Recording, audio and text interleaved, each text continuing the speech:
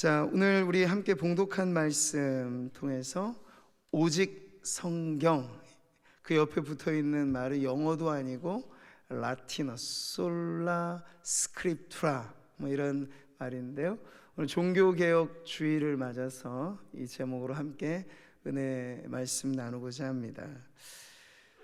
자, 여러분, 오늘 우리 교회의 역사를 물어본다면 우리 청년들, 우리 교회의 나이가 몇 살이죠? 123, 그렇죠? 우리 교회의 역사를 말할 때 우리는 20세기가 시작되어지는 1901년에 세워진 교회로 이렇게 역사를 이어오고 있는데, 근데 우리는 그것보다 더 깊은 뿌리 의식이 필요해요. 우리 교회가 속해 있는 교단이 장로교잖아요. 이 장로교회의 역사는 그보다 훨씬 깊죠. 그래서 16세기 이 종교개혁이 태동한 이래로 그 이후의 역사 속에 생겨난 교단이 바로 장로교입니다. 그러니까 우리는 500년이 가까이 되는 그런 역사를 가지고 있다는 아주 뿌리 깊은 역사의식을 가질 필요가 있어요. 그러면 어떨까요? 더 자긍심이 생기고, 우리가 정말 뿌리 깊은 집안의 자녀들이구나 하는 그런 마음을 갖게 되실 텐데요. 그런 우리들에게 해마다 우리가 이 시기쯤에 갖게 되는 종교개혁 주일은 아주 뜻깊은 의미가 있어서 우리가 그 부분을 더 의미 있게 살펴보아야 하겠죠. 자, 여러분, 이런 점에서 종교개혁 주일, 맞아, 이 종교개혁이라고 하는 운동이 과연 무슨 의미가 있을까를 살펴보아야 되겠는데요. 가장 중요한 의미는 바로 여기에 있겠습니다. 따라해 보시죠. 참된 신앙의 기준.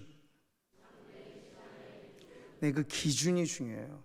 사람들이 막 무질서하게 모여 있으면 누군가 기준 딱 해야 오와 열이 잡히고 질서가 잡히죠. 기준이란 게 그래서 필요해요. 교회가 무질서하지 않고 아주 질서 있게 하나님의 뜻을 이루어 가려면 우리의 신앙의 기준이 무엇이냐, 이게 아주 중요한 질문이에요. 자, 종교개혁이 태동하게 된 그 시기에 교회가 없었을까? 아니요, 교회는 있었습니다. 로마 가톨릭이라고 하는 그런 교회가 1000년의 역사를 이어오면서 군림하고 있었죠. 그 가톨릭의 교회는 겉으로 보기에는 누가 봐도 다 저기가 교회가 있다 할 만큼 화려한 건물로서 그 위용을 자랑하였습니다. 근데 그 안으로 들어가 보면 교회인지 세상인지 모를 정도로 완전히 교회가 권력화되어 있어서 부패하기가 이를 데 없을 정도로 정말 이 모든 안 좋은 그 공기가 가득가득 쌓여서 정말 폭발해버리고 말 그런 위기에 처해 있었다 하는 거죠. 근데 참 놀라운 것은요, 그러한 시기에도 교회 안에는 우리가 지금 말하고 지금 나누니 모든 것들이 없지 않았다 하는 사실이에요. 성경이 없었습니까? 있었습니다. 예수님을 말하는 일이, 예수님을 믿노라 말하는 신앙 고백 있었죠. 하나님의 은혜도 말하고 믿음도 말하고 그리고 하나님의 영광도 말하고 다 했습니다. 근데 문제가 있었으니 기준이 없었던 거예요. 모든 게 마치 다 중요하다고 말하면 사실 아무것도 중요한 게 없어져 버리는 것처럼, 이걸 잘 이해하셔야 돼요. 그래서 그 당시 가톨릭 교회 안에 그리스도 당연히 말했죠. 근데 그리스도만 말한 것이 아니고 그의 버금갈 만한 성모 마리아를 숭배한 거예요. 그러니까 지금 모든 가톨릭 교회 가면 성상들이 있죠. 대개 마리아상이 있어요. 그러니까 성경에는 마리아라고 하는 여인 예수님의 육신의 모친으로서 아주 중요한 역할은 했죠. 그러나 성경 어디에도 마리아가 죄가 없다, 마리아가 승천했다 이런 얘기는 눈 씻고 찾아봐도 없는데 만들어 놓은 거예요. 우상화시키는 거죠. 신화를 만들어내는 거죠.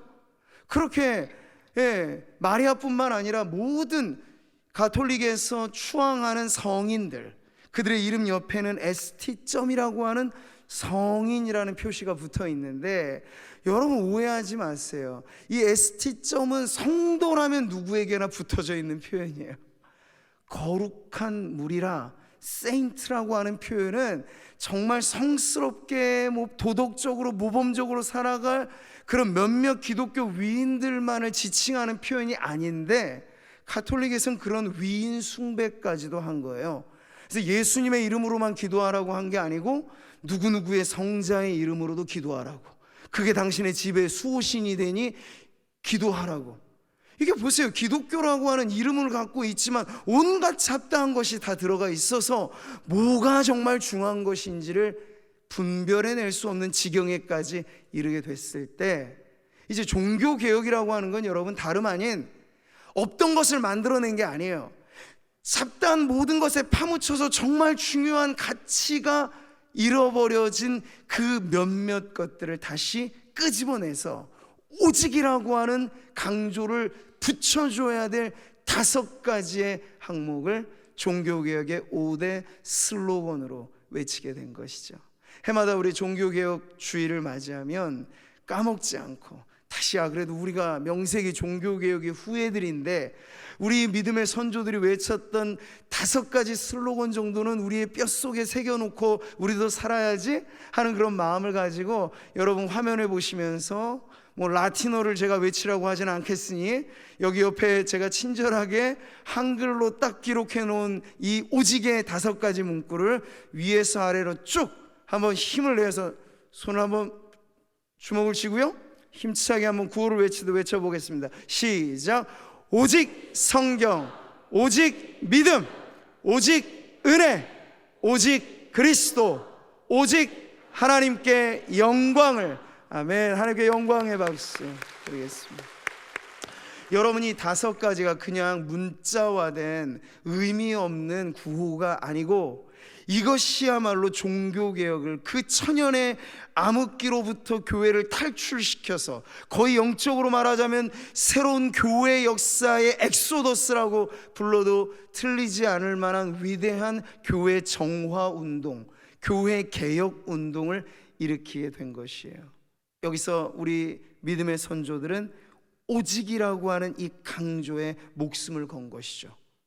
핍박과 환란이, 그래서 이 구교라고 불리는 가톨릭 앞에서 개신교, 프로테스탄트라고 불리는 이 개신교는 사실 골리앗 앞에 다윗만큼이나 아주 왜소해 보였습니다. 근데 그럼에도 불구하고 하나님께서 이 루터라고 하는 하나님의 사람이 부조리한 그 교회의 모든 악습들에 대해서 비텐베르그 성 교회 문 앞에 95개의 반박문을 붙이는 이 날을 기점으로 해서 1517년 10월 31일을 기점으로 해서 위대한 종교의 개혁 운동이 일어나게 하셨던 것이죠.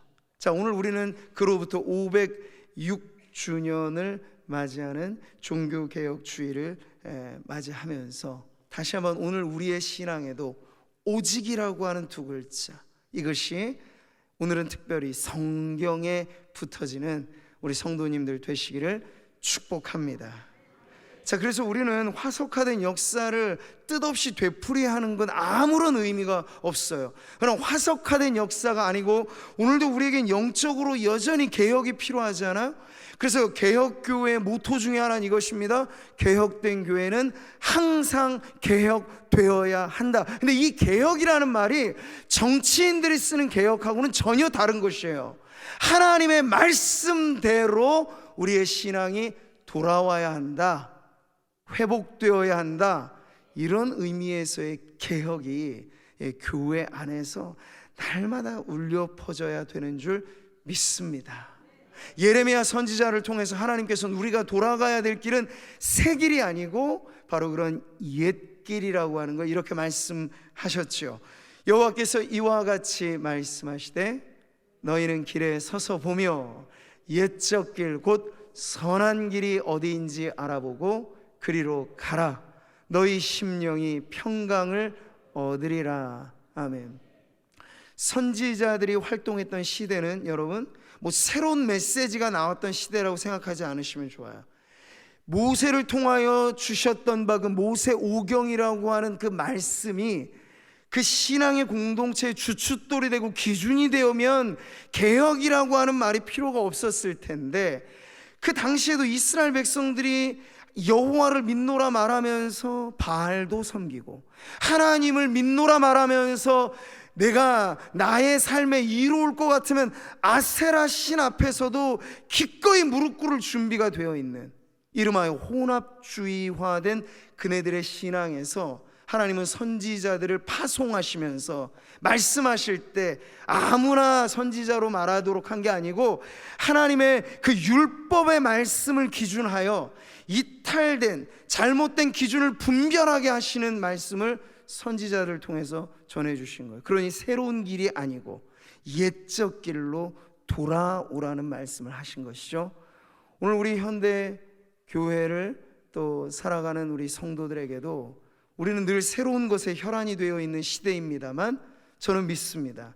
종교개혁 506주년을 맞이하는 이러한 때 우리가 살펴야 될 길은 새로운 길이 아니고 우리 믿음의 선조들이 오직 성경이라고 외치면서 우리들에게 전수해 주었던 그 신앙의 길이야말로 우리가 살펴보고 돌아가야 될 길인 줄 믿습니다.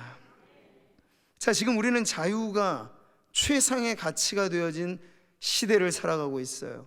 그 자체가 나쁜 것은 없죠. 그러나 이 사회에, 이 세상에 아주 뚜렷한 특징이 있으니 개인의 자유를 침해하는 어떤 것도 용납하지 않는, 그래서 권위라고 하는 것은 모조리 다 싫어하도록 만들어버리는 그런 시대가 바로 지금 우리가 눈에 보이지 않는 공기가 지금 이 모든 것을 두르고 있는 것처럼 반권위적인 그러한 사상이 문화, 정치 어느 구석 하나 남겨두지 않고 들어가 있는 시대를 우리는 살고 있습니다. 소위 포스트 모더니즘이라고 말하는 그러한 시대의 사조의 가장 중요한 특징은 반권위주의에 있거든요. 그래서 우리는 이제 정말 존경해 말 만한 우리 믿음의 그리고 가정의 사회의 어른들이 지혜로운 충고 한마디 해주면 그걸 꼰대라고 비하시켜요. 권위를 용납하고 싶지 않은 거죠. 누군가 어떤 사회 조직 내에서 훈육하고 강하게 얘기하죠? 그러면 갑질이라고 말을 합니다. 물론 여러분, 이런 단어가 신생하는 데는 사회적인 어두운 그늘이 당연히 있어요. 실제로 문제가 될 만한 갑질이 왜 없겠습니까만, 그러나 모든 것이 도매급으로 취급이 되면서 권위라고 하면 그 자체로 알러지 반응을 보이게 만드는 이런 세상에서 만약 제가 성경의 권위를 말한다면 과연 세상은 어떤 반응을 보일까요? 무신론자들이 지배하는 이 세상은 이미 하나님조차도 만들어진 신이라고 자기들 하고 싶은 말대로 다 지어냅니다. 이런 세상이 성경이 하나님의 절대 권위라고 우리가 말한다면 이것은 고대 문서 중에 하나일 뿐이라고 반박할 거예요. 그러니까 소위 신학자라고 분류되는 사람들조차도 자신의 학문을 위해서 성경을 난도질하기를 두려워하지 않는 그런 시대, 학문을 위해서 성경을 희생시키는 시대를 우리가 경험하고 있죠. 근데 이게 단순히 학문의 상아탑에 갇혀 지내는 학자들만의 얘기인가? 아닐 겁니다. 현대를 살아가는 그리스도인들은 이 시대의 풍조의 영향을 우리도 고스란히 받고 있기 때문에 개인의 자유, 이 자유가 극대화되어져 있는 세상을 우리는 경험하면서 알게 모르게 우리는 무언가 나의 신앙에 있어서 권위라고 하는 것이 강조가 되면 반발심이 일어나게끔 지금 우리가 살아가고 있다는 얘기예요. 자, 그러니 오늘 교회 밖의 사람들이 아니라 교회 안의 성도들에게 성경은 절대 진리로서 권위 있는 말씀입니다. 하여 이 말씀이 태초에 하나님이 천지를 창조하셨다라고 말씀하신 우리는 창조를 믿는 것이에요. 세상의 모든 교육은 그것이 검증된 이론이 아님에도 불구하고 진화라고 하는 가설을 아예 과학이라고 포장해서 말을 하죠. 그게 더 있어 보이게 사람들은 말하는 거예요. 그러나 우리는 절대 진리로서 하나님의 말씀이 하늘과 땅과 바다와 그리고 하나님의 형상대로 인간을 지으셨기 때문에 우리는 단세포에서 진화돼서 우리의 조상이 원숭이가 되어서 우리가 여기 있다 그렇게 믿지 않고 우리의 고귀함은 하나님의 형상대로 우리를 창조하셨기 때문에 인간은 참 소중한 존재라고 우리는 믿는 것이죠.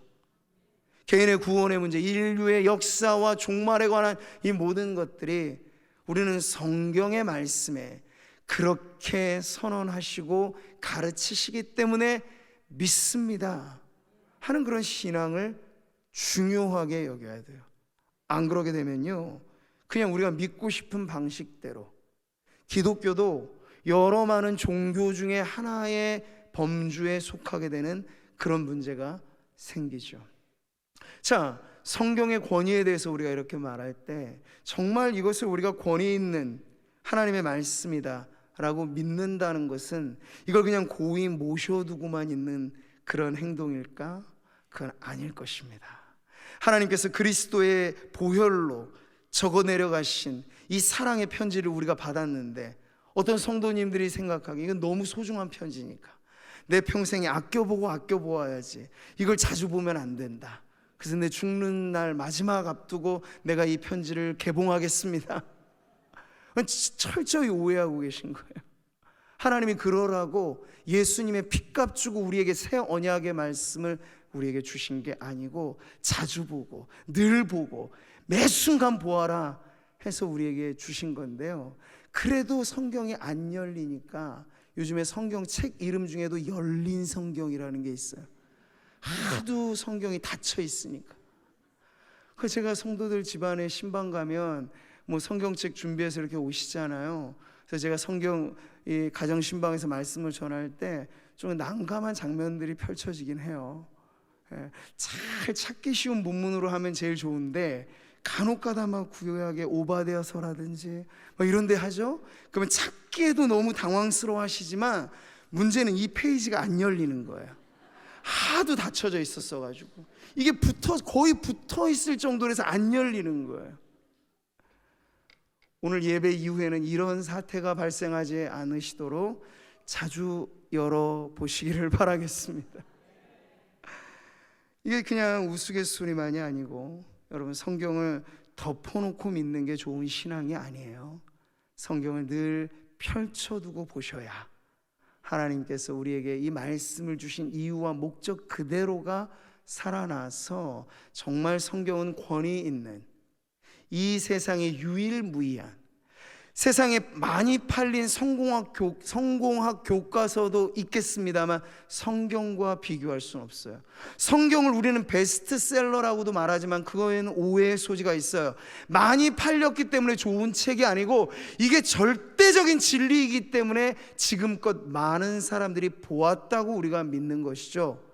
그런 믿음을 가지고 이 권위를 부정하고, 그래서 성경의 권위조차도 저항하려고 하는 이런 신앙의 풍조에서 우리 구미상모교회 성도들은 거슬러 올라가 우리 종교개혁 믿음의 선배들이 가졌던 죽음을 불사하는 신앙, 오직 성경의 신앙을 갖는 우리 성도님들 되시기를 축복합니다.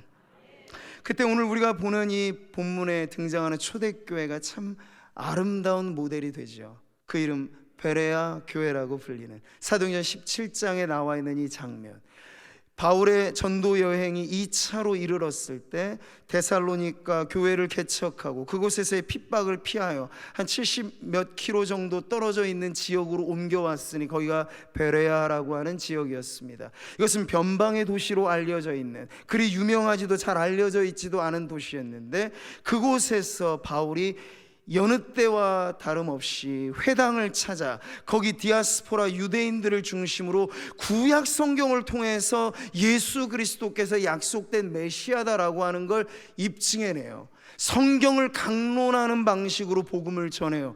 그랬더니 이 변방의 도시 베레아에 믿는 사람들이 일어나게 되는 놀라운 역사가 일어났습니다. 오늘 본문은 그 장면을 보여주는데요. 자, 이 사도행전 17장 11절의 한 구절 안에 오늘도 우리가 본받아야 할 교회의 아름다운 모습이 나오죠. 우리 같이 한번 읽어보겠습니다. 베레아에 있는 사람들은 데살로니가에 있는 사람들보다 더 너그러워서 간절한 마음으로 말씀을 받고, 이것이 그러한가 하여 날마다 성경을 상고함으로. 아멘. 자, 여기 특징적인 세 가지가 나오죠. 베레아 교회를 소개할 때 여기 막 이제 갓 신생한 개척교회요 말하자면.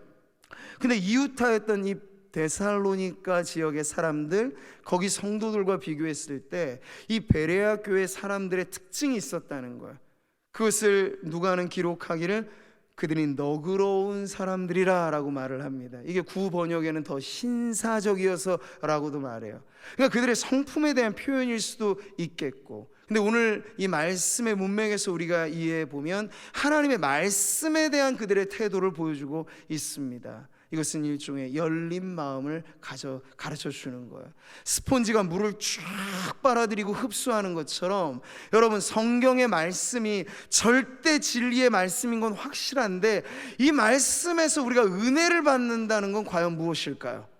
그것은 우리의 마음의 문이 열려져서 하나님의 말씀을 그대로 흡수하듯 받아들이는 열린 마음이 필요하다 하는 것이죠. 할렐루야. 여러분, 우리의 각자의 마음에는 보이지 않는 자물쇠가 잠겨져 있어요.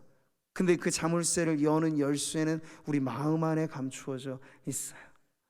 예수님은 인격적인 분이시라서 밖에서부터 우리의 문을 부수고 들어오시는 분은 아니에요. 그래서 말씀하시죠. 똑똑똑 내가 문 밖에 서서 두드리노니 누구든지 내 음성 듣고 그 문을 열면, 누구에게 열라고 하고 있습니까? 네, 오늘 우리에게 열라고 하시는 거. 열린 마음, 하나님의 말씀에 아멘으로 순종하며 따를 수 있는 그 열린 마음이 바로 베레아 교회 성도들의 매우 중요한 특징이었고, 근데 이것으로 끝나지 않습니다. 그들은 열정을 다해서 말씀 앞에 나아갔어요. 우리야 정말 대부분의 성도들은 일주일에 하루 이렇게 주일이라고 하는 특별한 예배 자리에 모이는 것도 사실 쉽지 않으시잖아요. 근데 만약 우리가 날마다 모이자 한다면 어떨까요? 거기에는 열정이 필요할까요? 우리가 지난 3주 동안에 세일의 기도, 저녁 기도회를 했을 때 어떤 성도님들은 정말 날마다 그 자리에 나와서 기도를 하셨습니다. 뭐가 있다는 거예요? 그 안에 열정이 있다는 거예요. 근데 우리 안에도 필요한 것이 바로 이것입니다. 하나님 말씀이 아무리 반듯하고 진리이고 이 안에 생명이 있고 이 안에 지혜가 있고 이 안에 온갖 좋은 것이 다 있다고 해도 부지런히 열정을 가지고 이 말씀을 우리가 보지 않으면 그냥 그림의 떡인 것이에요. 우리하고는 전혀 상관없는 객관적인 진리, 저 달이 저기 우주라고 하는 어떤 공간에 있다는 걸 모르는 사람이 없죠. 그러나 저 달과 내 삶이 무슨 관계가 있는가 하면 별 관계가 없어 보이는 것처럼 사는 거죠. 우리의 성경이라고 하는 것이 열정을 다하여 우리가 그 말씀에 들어가지 않으면 우리가 그 말씀을 통해서 은혜 받는 삶을 살아가기는 어렵겠죠. 자, 베레아 교회 성도들은 날마다 그 말씀 앞에 나아가, 여기 가장 귀감이 될 만한 특징은 세 번째, 설교자를 통해서 설교를 들을 때만 성경이 아니고 설교를 들은 이후에 성도들이 직접, 오늘 사도행전 17장 이 11절의 말씀을 보았는데 이게 정말 그런가? 이 말씀의 의미가, 목사님이 30분이라고 하는 짧은 시간 안에 다 전하지 못한 더 많은 것들이 이 안에 있을 텐데 그게 뭐지? 하면서 여러분이 직접 내 눈으로 확인해보고 내 마음으로 묵상하고 내가 직접 이 성경의 말씀을 가지고 씨름해보는 것, 그것을 바로 성경을 상고한다고 표현하고 있습니다. 이건 누가 대신해 주는 게 아니에요. 아무리 제가 잘게 말씀을 여러분이 정말 죽처럼 쉽지 않아도 마실 만큼 그렇게 드려도 입이 안 열리면 못 먹는 것이고, 어떻게 우리의 건강을 위해서 어린 아기들에게나 이유식이 필요하죠. 다 자란 성인들은 죽만 먹으면 안 돼요. 그러면 몸이 상해요. 우리의 이로 잘게 씹어서 단단한 음식도 먹어야 돼요. 그게 바로 성경을 상고한다는 표현입니다. 내가 직접 읽고 묵상하고 어려우면 곱씹어 보고 그러면서 날마다 성경을 상고하는 성도들, 이게 바로 베레아 교회 성도들의 가장 모범적인 모습이었는데, 오늘 이 말씀 앞에 선 저와 여러분, 우리 구미 상모교회 성도님들도 이렇게 모범적인 신앙의 삶을 살아가시기를 축복합니다. 따라해 보겠습니다. 성경을 묵상하며 삽시다. 네, 성경을 상고하며 살아가시기를 축복합니다. 아주 정확하게 읽어낼 뿐 아니라 더 깊이 있게 읽어가는 그런 작업들 말이죠. 자, 그 결과 하나님께서는 베레아 교회를 이제 태어난 지 얼마 안 되는 아이가 쑥쑥 자라가는 모습처럼 그렇게 축복을 하시는데 12절에 나와 있죠. 그 중에 믿는 사람이 많고 또 헬라의 귀부인과 남자가 적지 아니하나. 이 짧은 단시간에 이루어진 영적인 부흥의 현장을 보여주고 있습니다. 여러분, 손님이 많이 끓는 식당은 두 부류로 속해요. 하나는 대중들의 입맛을 기가 막히게 맞추는, 그래서 남모르는 그 주방에서 무슨 일이 일어나는지는 모르겠지만 아마도 마법의 가루가 듬뿍 뿌려져 있을 것 같은 그런 대중적인 식당에도 사람들은 많이 찾아갑니다. 그러나 그렇게만 식당이 번성하는 건 아니에요. 아주 올곧게 그 주방장에 철학이 있어서 우리는 음식 가지고 장난치지 않는다. 뭐 어디서 오든지 간에 나는 정직하게 먹거리를 가지고 승부수를 걸 것이고 재료에 음미할 수 있는 건강한 식단을 나는 차려서 내 업을 이어갈 것이다. 요즘에는요, 사람들이 기가 막히죠. 그런 식당이 어디인지 알면 저기 산골짜기 어디에 있어도 사람들은 또 찾아갑니다. 말하자면 겉으로 보기에는 똑같이 사람이 붐비는 성공한 식당 같은데 그 안의 비밀은 전혀 다른 것이에요. 교회를 식당에 비유한다면 어떨까요? 오늘날 여러분, 사람이 왁자지껄하게 많이 모인 교회면 우리는 다 좋은 교회겠거니라고 생각을 합니다만 오해하시면 안 돼요. 이단도 그런 정도로의 부흥은 하고 있으니까. 우리가 정말 눈여겨보아야 할 교회의 부흥은 아주 순수한 신앙의 부흥, 말씀을 통해서 변화된 성도들이 늘어가는 그런 교회의 부흥이 베레아 교회를 통해서 우리에게 꿈꾸게 하시는 교회의 부흥이 되기를 바랍니다. 그래서 저는 우리 교회가 그냥 이 예배당 안에 예배하는 성도들로만 만족하라는 게 하나님의 뜻이 아니라고 확신해요. 그렇다고 해서 뭐 아무런 방법이나 다 써서 이렇게 저렇게 사람 다 불러들여가 여기를 그냥 꽉 채워라, 그것도 하나님의 뜻이 아니라고 믿어요. 그러면 뭔가요? 저 40만 구미 영혼을 대상으로 승부수를 내되 못하지 않고 그냥 진짜배기 이 복음의 승부수를 두어서 생짜배기 사람들이 오더라도 다른 것 아닌 오직 예수의 복음, 오직 진리의 말씀을 전함으로 인하여 그 영혼이 변화될 수 있는 그런 교회. 할렐루야. 우리 구미상모교회가 123년의 역사, 아니 506년의 역사에 기대어 앞으로 나아가게 될 우리의 역사의 미래가 바로 베레아 교회처럼 말씀이 살아 움직임으로 그 안에 놀라운 영적의 부흥이 일어나는 교회가 되기를 소망합니다. 자, 오늘 우리는 종교개혁의 이 기념회 때 다시 한번 그 정신을 되새겨야 할 순간을 우리의 삶에서 보게 됩니다. 여러분, 프로테스탄트라는 말의 유래가 무엇이죠? 저항한다는 거예요. 무엇에 저항합니까? 그 당시에 종교 권력이었던 이 가톨릭의 저항함. 사람에게 대한 저항이 아니에요. 성경의 말씀에 반하는 세력에 대한 저항.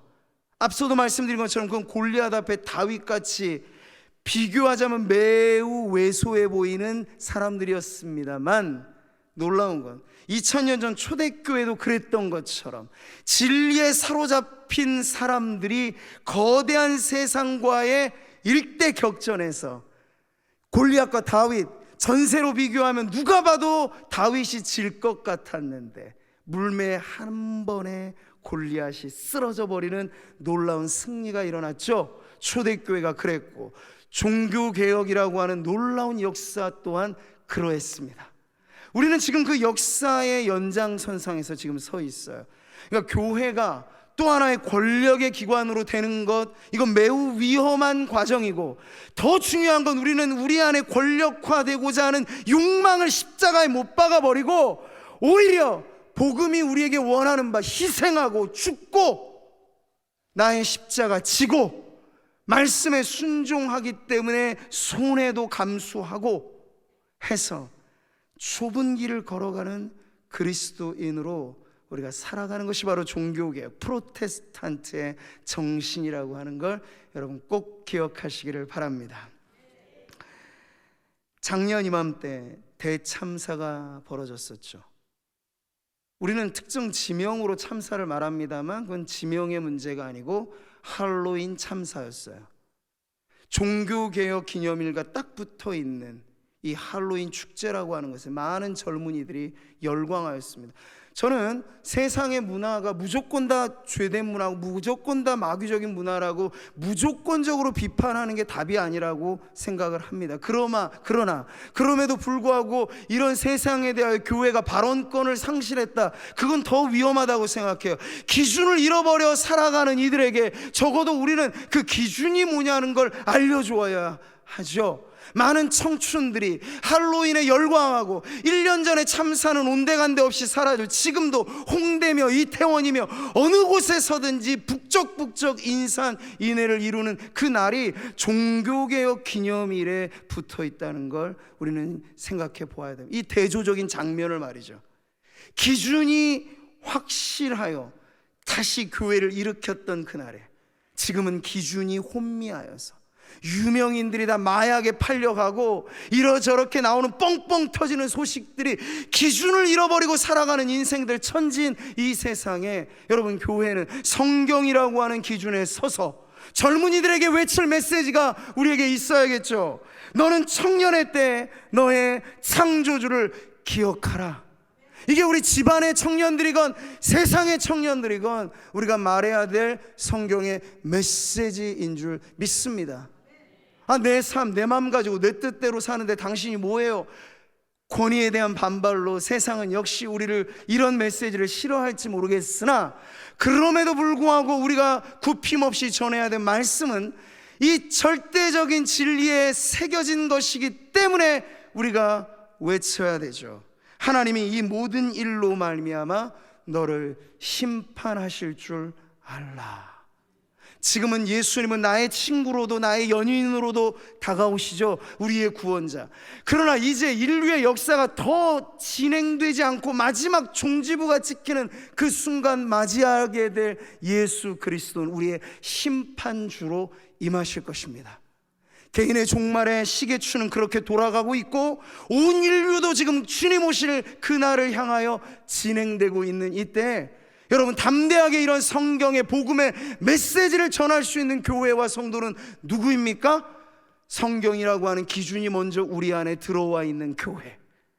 조롱과 핍박이 있더라도 바울이 어느 곳을 가든지 다른 방법이 아니라 말씀을 강론하여 예수를 주시라 외쳤던 것처럼 오늘의 교회가 조롱과 핍박을 두려워하지 않고 세상을 향하여 외쳐야 될 그 복음이야말로 종교개혁의 정신이 살아있는 교회로서 우리가 감당해야 될 사명인 줄 믿습니다. 마지막 한 장면을 띄워드리죠. 34살경에 마르틴 루터가 그렇게 95개 조 논제를 붙이며 거대한 종교 개혁의 시작을 알릴 때 이제 3, 4년 지난 이후에 그는 결국 붙잡혀서 이 보름스라고 하는 지역에서 일어난 이 회의, 말이 회의지 일종의 종교 재판자 같은 자리에 소환을 받습니다. 거기서 루터는 당신이 지금까지 썼던 모든 책들, 모든 사상을 철회하면 살 길은 열릴 것이다. 그렇지 않으면 당신이 어찌 될지 각오하라. 이렇게 위협하면서 그의 모든 사상을 철회할 것을 요구했어요. 이럴 때 마르틴 루터는 나에게 하루만의 시간을 주시오. 내가 하나님 앞에 기도하면서 당신들에게 답변할 준비를 하겠습니다. 해서 그 다음날 그는 그 많은 이들이 모여있는 자리에서 당당하게 자신의 믿음을 이렇게 외쳤습니다. 이 루터의 고백은 사람들에 대한 외침으로서의 의미보다도 그는 말하기를 하나님 내가 여기 서 있나이다. Here I stand. 하나님이여 나를 도우소서 하면서 그는 자신의 신앙의 고백을 이렇게 말합니다. 나는 내가 인용한 성경 말씀에 사로잡혀 있고 내 양심은 하나님의 말씀에 의해 사로잡혀 있습니다. 나는 내 저술에 담긴 주장을 철회할 수 없거니와 철회하지도 않을 것입니다. 왜냐하면 자신의 양심에 불복하는 것은 옳은 것이 것도 아니요 안전한 것도 아니기 때문입니다. 그리고 그는 하나님 앞에 외칩니다. 하나님, 제가 여기 서 있습니다. 나를 도우소서. 아멘. 마르틴 루터의 고백은 오늘 살아가는 우리들에게, 물론 우리는 우리 옆에 칼을 들이대며 성경을 읽으면 죽인다, 위협하는 시대는 아닙니다. 성경을 믿으면 당신이 완전히 불이익을 당할 그런 시대도 아닙니다. 그러나 보이지 않는 곳에서 수많은 유혹거리들이 우리로 하여금 오직 성경을 바라보지 못하게 하며 복잡하고 분주한 일상 속에서 성경이 진리임에도 불구하고 이 진리의 말씀을 전혀 거들떠도 보지 않으며 살아가게끔 유혹하는 이런 세상에서, 여러분, 오늘 우리의 기도는 무엇입니까? 하나님, 나에게도 오직 성경에 매여, 하나님, 내 양심이, 내 신념, 이 얄궂은 내 신념 하나를 위해 살아가는 인생이 아니라 성경의 진리를 위하여 살아가는 그리스도인이 되게 하여 주시옵소서. 목회자로서 저는 교회 안에서 이 사명을 감당하는 것이고, 여러분은 여러분의 각자의 삶의 자리에서, 직장에서, 사업처에서, 사람들을 만나는 자리에서 하나님의 말씀에 우리의 양심이 사로잡혀 거래를 하나 하더라도 하나님의 말씀이 우리를 이끄는 그 양심에 따라서 일하고 성실하게, 부지런하게, 정말 하나님 앞에 내 신앙의 양심에 부끄럽지 않은 삶을 살아가리라, 그렇게 결단하며 사는 것이 바로 종교개혁의 정신, 오직 성경을 믿는 그런 믿음의 정신인 줄 여러분 꼭 기억하시기를 바랍니다. 저와 여러분이 그 역사의 현장을 이어가면서 저항해야 할 것을 분명히 저항할 줄 아는, 마치 거룩한 숭어떼들처럼 급물살이 아래로 우리를 끌려가지만 원천으로 회귀하고자 하는 그 숭어떼들의 행진처럼 하나님의 진리라고 하는 그 본류로 우리가 계속해서 거슬러 올라가고, 이것을 위해서 내 삶의 작은 실천이 오늘부터 시작해서 여러분의 닫힌 성경이 열려지고, 가정에서 읽혀지고, 여러분의 개인의 삶에서 들려지고, 그래서 이 말씀대로 믿으며 말씀대로 따르며 그렇게 살아가리라 결단하는 우리 귀한 성도님들 되시기를 주님의 이름으로 축복합니다.